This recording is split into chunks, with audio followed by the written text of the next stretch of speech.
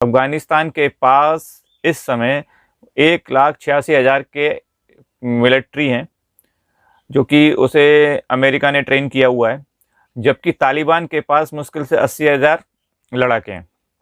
लेकिन ये लड़ाके, जैसा कि वीडियो में भी हमें बताया गया है, कि काफ़ी फेयरलेस है। तालिबान को डायरेक्ट सपोर्ट जो मिल रहा है वो हक्कानी नेटवर्क, अल-कायदा, तहरीक-ए-तालिबान पाकिस्तान जैसे मोहम्मद हरकतुल मुजाहिदीन जैसे टेररिस्ट ऑर्गेनाइजेशन से मिल रहा है। पाकिस्तान से भी 7 से 10,000 जो टेररिस्ट अफगानिस्तान जा चुके हैं। तालिबान क्लेम कर चुका है, जो अभी रिसेंटली की न्यूज़ है अगस्त की, कि उसने लगभग 200 डिस्ट्रिक्ट कैप्चर कर लिए हैं। और अभी ये रिसेंटली की जो न्यूज़ आई है उसमें ये कहा गया है कि जो प्रांत है उसकी 5 राजधानियों को वो कैप्चर कर चुका है।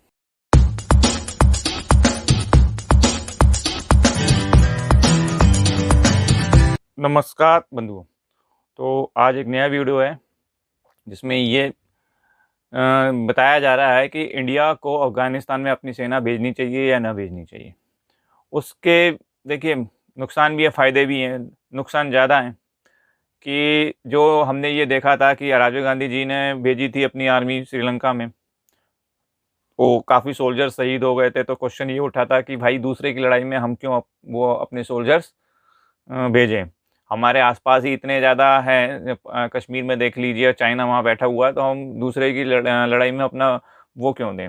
और फिर अगर मोदी गवर्नमेंट डिसीजन ले भी लेती है तो वो कांग्रेस है, जो अपोजिशन है, वो उनको चैन से रहने नहीं देंगी। और क्वेश्चन, क्योंकि कैजुअलिटी बढ़ेगी तो क्वेश्चन रेज होंगे ही, जो अमेरिका ने फेस किया फिर वो इंडिया को फेस करना पड़ेगा। चलिए वीडियो देखते हैं, फिर उसके बाद डिस्कशन करेंगे।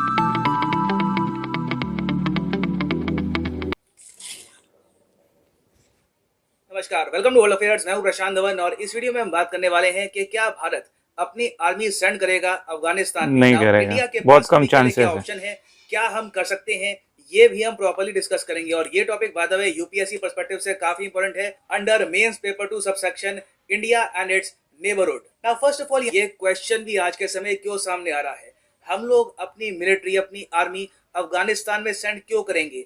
वेल, इसके वेरियस रीजंस है। प्राइमरी रीजन यहाँ पर है इंडिया के एसेट। हाल ही में $3 बिलियन का इन्वेस्टमेंट है भाई अफगानिस्तान में। पूछा था कि क्या हमारी जो $3 बिलियन की इन्वेस्टमेंट है इन अफगानिस्तान, जो $3 बिलियन का टैक्स पेयर्स मनी है जो हमने इन्वेस्ट किया था in Afghanistan for its better future, क्या हम यहाँ पे एक्सेप्ट कर ले कि वो सारा पैसा वेस्ट चला गया है? और देखो, $3 बिलियन में हमने अफगानिस्तान में यहाँ पे डैम बिल्ड किए हैं, इनका जो पार्लियामेंट है वो हमने बिल्ड किया है, हमने रोड्स कंस्ट्रक्ट करी है अफगानिस्तान में जो लिंक करती है ईरान और अफगानिस्तान दोनों को। और इन द फ्यूचर भी हमारे बहुत बड़े यहाँ पर प्लान्स थे कि रेलवे लिंक यहाँ पर हम बनाएंगे और चाबार के थ्रू यहाँ पे अफगानिस्तान को कनेक्ट करेंगे और फिर हम उज्बेकिस्तान तक पहुंच सकते हैं। तो आप अगर सोच कर देखिए, अफगानिस्तान में अगर कंप्लीटली तालिबान का टेक ओवर हो गया, और तालिबान यहाँ पे जैसे कि आप जानते हैं बहुत ज्यादा प्रो चाइना और प्रो पाकिस्तान है, तो ऐसे सिनेरियो में ये एक्सपेक्ट करना कि ये लोग इंडिया को एंट्री देंगे all the way to central Asia, हो सकता है कि इस केस में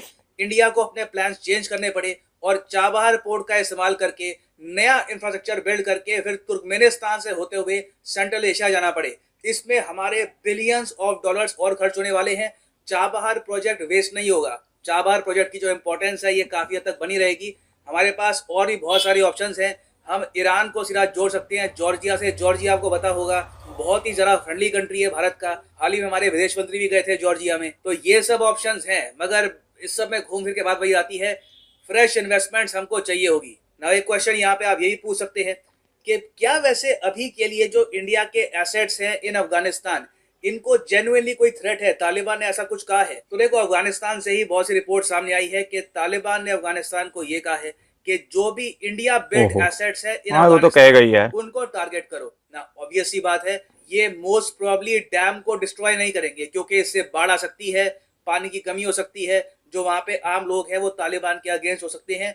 तो डैम को डिस्ट्रॉय करने के चांसेस काफी हद तक कम है। हाँ, जो इंडिया यहाँ पर रेलवे लाइन बिछा रहा था, जो इंडिया ने सड़कें यहाँ पर ऑलरेडी कंस्ट्रक्ट कर ली है, उसमें हो सकता है कि तालिबान काफी हद तक बाधा डाले और उन एसेट्स को डिस्ट्रॉय कर दे, ताकि इंडिया को ऑल टुगेदर फिर तुर्कमेनिस्तान या फिर जॉर्जिया की तरफ देखना पड़े टू रीच सेंट्रल एशिया या रशिया। तो इसलिए आज के समय बात उठ रही है कि हो सकता है कि भारत इतने मैसिव लॉसेस को बचाने के लिए एक बार को मिलिट्री डिप्लॉय कर दे और अफगानिस्तान में एक टाइप का पावर शेयरिंग पैक्ट करवा ले। इसमें क्या होगा कि अफगानिस्तान का कुछ रीजन कंट्रोल करेगी अफगान गवर्नमेंट और बाकी का जो मेजॉरिटी रीजन है वो कंट्रोल करेगी तालिबान और दोनों पीसफुली कोएग्जिस्ट करेंगे। इसके चांसेस बहुत ज़्यादा कम है क्योंकि तालिबान बहुत ज़्यादा पावर हंग्री है, उनके पास स्ट्रेटेजिक मोमेंटम है, वो लगातार एडवांस करते जा रहे हैं। आज के समय अशरफ गनी के पास जो मिलिट्री अवेलेबल है, जो ट्रेन करी है यूएस ने, इसकी संख्या है 1,70,000, 1,80,000 1,80,000 1,80,000 के और आसपास। तालिबान रफली आप कह सकते हैं 70-80 70-80 हजार के आसपास है।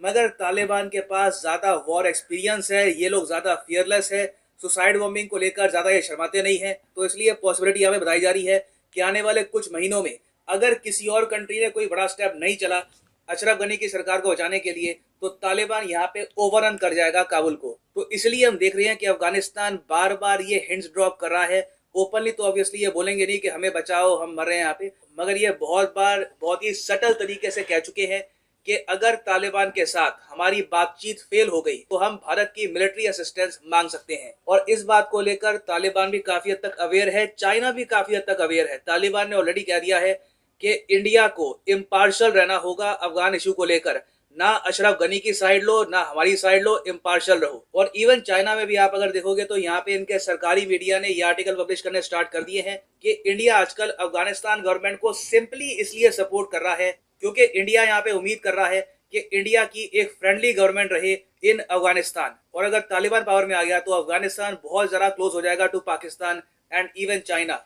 चाइना इस बात को लेकर बहुत हद तक अवेयर है। और घूम फिर के अब क्वेश्चन आता है इंडिया पे कि इंडिया यहाँ पे इवेंचुअली अपने सोल्जर्स काबुल में उतारेगा या फिर हम यहाँ से दूर रहेंगे। और ये मैं आपको बता दूं, ये क्वेश्चन प्रॉपरली भारत के सामने आने वाला है आने वाले कुछ दिनों में। सही बात है, आने वाला है। अफगानिस्तान के आर्मी चीफ जिन्होंने इंडिया को डिसीजन लेना पड़ेगा है जून के महीने में, जून इस तरफ या उस 2021 में, तरफ। जनरल वली मोहम्मद ये भारत में आएंगे एक बहुत ही इंपॉर्टेंट विजिट के लिए। 3 दिन की इनकी विजिट होगी यहाँ पर और बताया यहाँ पर ये जा रहा है कि ये इंडिया से ऑफिशियली हेल्प मांगेंगे। ये आए यहाँ तो पर नहीं है कहेंगे अभी। कि एटलीस्ट कुछ हजार सोल्जर्स के आसपास तो आप काबुल में उतारिए ताकि हमारा मनोबल यहाँ पर बने, हमें लगे कि एक प्रॉपरली वेल ट्रेन्ड आर्मी जिसको काफी हद तक एक्सपीरियंस है ये हमारे साथ लड़ रही है। मगर क्या इंडिया ऐसा करेगा? इसके चांसेस बहुत ज्यादा कम है। रीजन मैं आपको बताता हूँ क्या है। आप अगर सोच कर देखें, अगर हम रफली सिर्फ 1,000 सोल्जर्स ही उतारते हैं अफगानिस्तान में, इंडियन सोल्जर्स है, obviously they will make an impact. इससे तालिबान भी काफी हद तक रुक जाएगा। मगर प्रॉब्लम यहाँ पे आएगी इंडिया में इंटरनली, क्योंकि अगर हम यहाँ पर ये मान के चले कि हम लोग अपने सोल्जर्स अफगानिस्तान में भेजते हैं और यहाँ पर 0 कैजुअलिटीज होती है, हमारे सोल्जर्स को बिल्कुल भी नुकसान नहीं होता, ये अज्यूम करना काफी तक गलत होगा। तालिबान रॉकेट्स का यूज करता है, आर्टिलरी का भी यूज करता है। तो अगर मान लीजिए कि हमारे कुछ जवान अफगानिस्तान में वीरगति को प्राप्त हो गए तो सारा ब्लेम इमीडिएटली आ जाएगा सेंट्रल गवर्नमेंट पे कि हम लोगों ने अपने जवान राजीव गांधी के टाइम पे जैसा हुआ था। और जो प्रेशर कई सालों से अमेरिकन प्रेसिडेंट झेलते आए थे कि हमारे जवान दूर जाके बाकी कंट्रीज में बलिदान क्यों दे रहे हैं, सेम क्वेश्चन पूछा जाएगा इंडियन गवर्नमेंट से। फिर एक इशू यहाँ पर यह भी आता है कि इंडिया अगर अपनी आर्मी यहाँ पर डिप्लॉय करता है इन अफगानिस्तान तो फिर पॉसिबिलिटी है कि चाइना और पाकिस्तान ये उंगली जरूर करेंगे।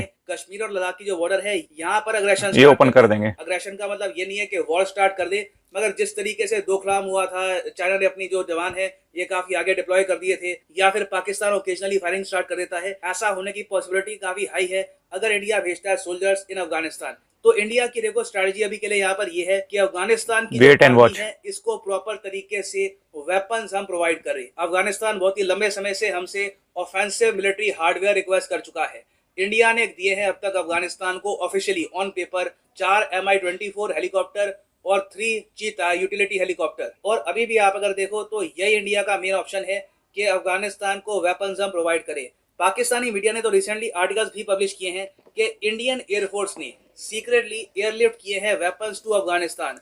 बहुत सी आर्टिलरी शेल्स, बहुत सी गन्स, बहुत सारा एम्यूनेशन ये इंडिया ने ड्रॉप किया है अफगानिस्तान में ट्रांसपोर्ट एयरक्राफ्ट के जरिए। ना ये बात सच है या नहीं है इसके बारे में 100% छोटी के साथ कोई कह नहीं सकता, मगर ये इंडिया के पास एक काफी अच्छा ऑप्शन है क्योंकि आप इसका ऑल्टरनेटिव देखो, इसका जो विकल्प है आप इसको अगर देखो तो इंडिया अगर मान लो यहाँ पर कुछ भी नहीं करता, हम लोग बस चुपचाप बैठे रहते हैं और वेट करते हैं कि तालिबान इवेंचुअली काबुल को ओवरटेक कर ले, उसके बाद ये एक्सपेक्ट करना कि तालिबान जिसको बहुत सपोर्ट मिली है फ्रॉम पाकिस्तान, फ्रॉम चाइना, ये इंडिया को बिजनेस करने देगा इन अफगानिस्तान, इंडिया के प्रोजेक्ट्स बनने देगा इन अफगानिस्तान, ये सब पॉसिबल नहीं होगा। तालिबान ऑब्वियसली एक एंटी इंडिया स्टांस रखेगा, चाहे इंडिया पे ये लोग अटैक ना करे, कश्मीर में अपने लोग ना भेजे, मगर जो इंडिया के प्रोजेक्ट्स हैं इनको ही अगर ये रोक दे। तो इस वीडियो में काफ़ी अच्छी तरीके से समझाया गया है कि इंडिया अफगानिस्तान में अपने ट्रूप क्यों नहीं भेज सकता। क्या भारत अपने ट्रूप अफगानिस्तान भेज सकता है, यानी $1 बिलियन का क्वेश्चन बन गया है, क्योंकि इंडिया ने वहाँ पर $3 बिलियन का इन्वेस्टमेंट कर चुका है या कर रखा है। अफगानिस्तान के पास इस समय 1,86,000 के मिलिट्री हैं, जो कि उसे अमेरिका ने ट्रेन किया हुआ है, जबकि तालिबान के पास मुश्किल से 80,000 लड़ाके हैं। लेकिन ये लड़ाके, जैसा कि वीडियो में भी हमें बताया गया है, कि काफ़ी फेयरलेस हैं और सुसाइड बॉम्बिंग में माहिर हैं, तो काफ़ी मुश्किल हो जाती है।